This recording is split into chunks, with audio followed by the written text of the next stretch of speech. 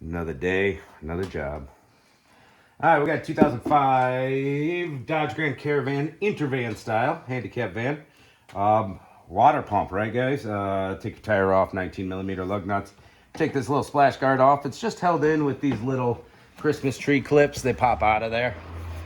All right, so we're gonna want a 1/2-inch drive ratchet, right? You can't really fit one in between the frame of the vehicle there. So this is a little specialty tool for serpentine belts. And we're gonna take the belt off first. So we are gonna spin it, and oh my God, is that tight. Let me grab a bar. So we're gonna turn it counterclockwise to loosen the slack off the belt.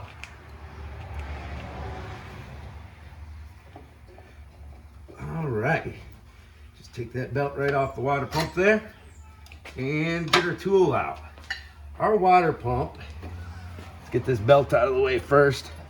We're gonna slide it out of here. Boom. All right, this is our water pump pulley right here. See, she's spinning free now. Nothing around here. What do we need? A 13 millimeter on a zipperoo with an extender.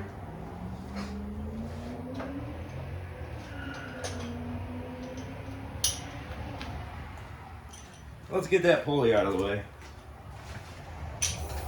Wait, guys. 3.8 liter, you said. One. There's gonna be 3 of them.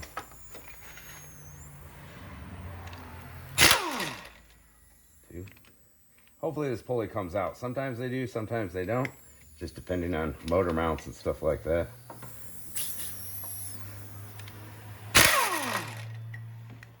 There we go. We got our 3 bolts out of there. This pulley, see how it's hooked around the water pump? We can't get it out of there, people. We need to get it out of there, but we can't. We don't have enough room. It's just not gonna work out for us. But we need to get it out of there.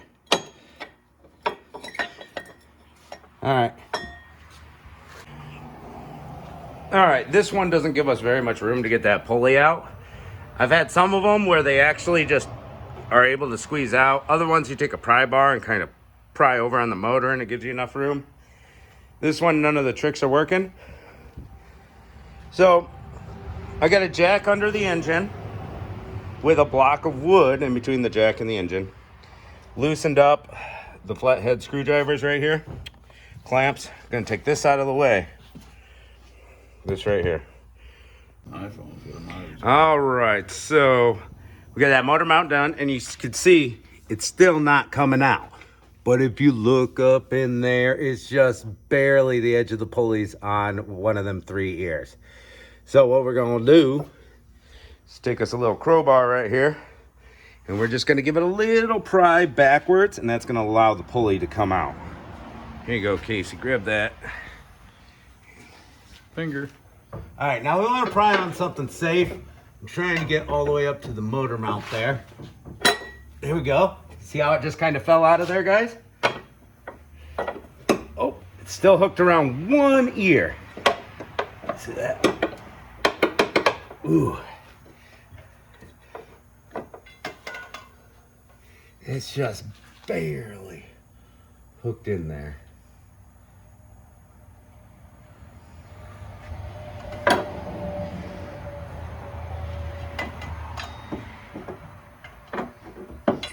See if I can get back on there.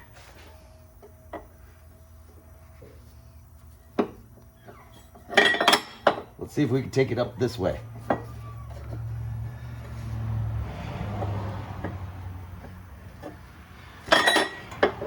Oh, that's as far as we can get with the motor mount unhooked. All right, here we go. We got all 5 bolts out. 2 of them snap, the bottom 2. It's always the bottom 2. It's usually that guy right there that snaps. We used heat, real careful, doesn't matter, still snapped. Oh, we got a little bolt extracting to do. That shouldn't happen to you. Every once in a while it does. If it feels like it's gonna snap, put some heat on it, soak them down, do whatever you can to keep them from snapping. But all 5 bolts are out now. Top 3, no problems. Didn't feel like they were gonna snap. The top, got those 3 out first because they're the hardest. Bottom 2, felt like they were gonna snap, was real careful, still snapped. Now we're gonna pry the water pump off. Right here. Here's our new water pump. You can see it seals this way. So it's all right to take a screwdriver if yours is really hard to pry. I'll try to get in between there. But yeah, there we go. I hit it with a pry bar and a hammer, just in this little edge a couple times. You know, don't smack it too hard. It's aluminum behind there. Just get her to open up a little bit to start draining. And then you get to go on break while the coolant drains. Here we go, she's done draining. And we can just pull this guy out of here now. Boom, just like that.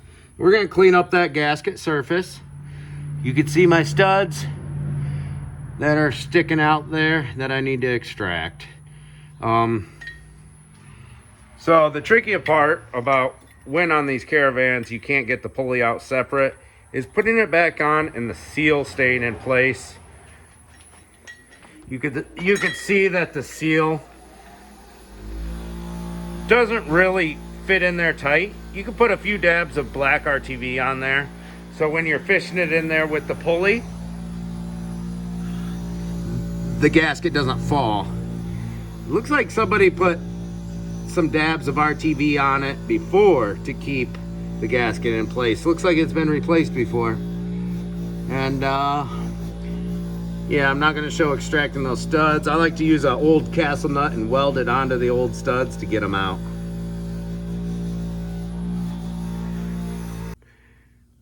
All right, we got her back in there. A little bit of RTV on the gasket, keep it from moving while you're fishing it in there. It wasn't hard at all to fish in with the pulley on it.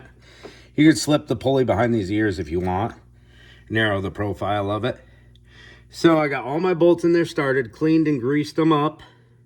You know, so the next guy who has to tear this apart, they don't snap off on. That inside one right there, boom, was able to weld a nut on and it came out. This one, no luck. So I cut it off smooth, tried drilling through it with my Cobalt drill bits, wouldn't even touch it. So I just drilled a hole through right next to it, and we're gonna put a bolt with a nut on the back of it through, and that'll work. So unfortunately I had to do it that way. We're going to tighten down all 5 of these, put the pulley, line the pulley up with the holes, tighten the pulley down. There we go, she's on. Those 3 bolts I like to put on with my air ratchet. Doesn't torque them too much. Gets them nice and tight though. So you just spin it around, feed them all in, then tighten them all down. You can also just hold on to the pulley or get them as tight as you can, get the belt on, and then the belt will kind of hold the pulley from moving on you. Or have somebody hold on to it while you tighten it, whatever you gotta do. I want to make a note that that back bolt on the water pump was really tough to get to. The rest of the ones were fairly easy to tighten up and take out. I had to stick my arm through this hole right there in the engine cradle, up through, and then hold my ratchet real awkwardly to get to that bolt up there. So yeah, with a short socket and a 1/4-inch drive small ratchet, that's how we got to that. Now it's time to feed our belt back on. I don't know if it fell off of any of the pulleys. Looks like it's on for the most part, and we just gotta squeeze it sideways past this pulley and then get her all routed up. So it looks like idler alternator AC crank behind the tensioner down to the power steering, or down to the water pump, then up to the power steering, and then back over to the idler. So we'll get it routed, get our little tool, decompress that tensioner, slip the belt over it. All right, belt's put back on. I just made sure it was routed everywhere except for the AC. Pressed down on my bar, slipped over the pulley. Really easy. If your belt stays on your power steering alternator up top and everything, it's easy. We're gonna bring this cover back around and up into there. There's a couple of holes. Boom. Push pins go through the plastic and the hole. 1, 2, 3. I would say put that on right now, but I'm gonna run it and check for leaks before I put that back up. Now we're gonna bring it down and get our motor mount line back up. So we're gonna get our jack in position and jack the engine up so the bolt hole lines up. I'll show you. Here we go. We got our jack set in place on the oil pan with a nice cushiony piece of wood. Oil pan doesn't look rusted at all, so I feel safe there. Right there, we're gonna get the bolt holes to line up. Sometimes you gotta move your engine a little bit. See, as I come up with the jack, it actually is moving the motor that way. So our bolt holes are getting further apart. But if we press down on the mount, then they line back up again. See, side view, you can see the holes are on the right side of the holes here. If we press down, it lines up. So you don't want to jack it up all the way till the motor touches.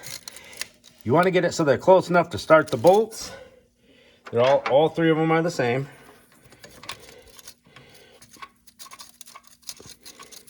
And get them all three started before you jack it up anymore. And then we'll jack it up a little more and tighten the bolts. All right, after those bolts are tightened there, we're gonna fill up our coolant, press down on the radiator cap. Ooh, this one's stiff. Keep tight and turn, don't open when hot. I don't know what's wrong with this cap. Got her. All right, we're gonna put our coolant in there, fill it up, and run it. Get all the air pockets out. Once it gets up to temperature, we're gonna shut the car off, let it cool completely off. Open that up again, top it off again, take it for a drive down the highway. Probably let it sit for a while and check it one more time. Make sure it's full of coolant. Check our reservoir, make sure it's where it should be with coolant. And there we go. I think I'll do a video on this thermostat. I'm doing the thermostat too. All right, thanks for watching, guys. I think that about covers it. So we'll fill it up with coolant. And always check for leaks everywhere. That hose, or I should say that pipe, right here, they're prone to rotting out. There is a few rust bubbles on it, but this one's not bad for Michigan. So just gonna check for leaks once everything's together, and that'll do it. Don't forget to put your air tube back on. Tighten that up right there. There's a wiring harness on the back. And disconnect it because you got plenty of length.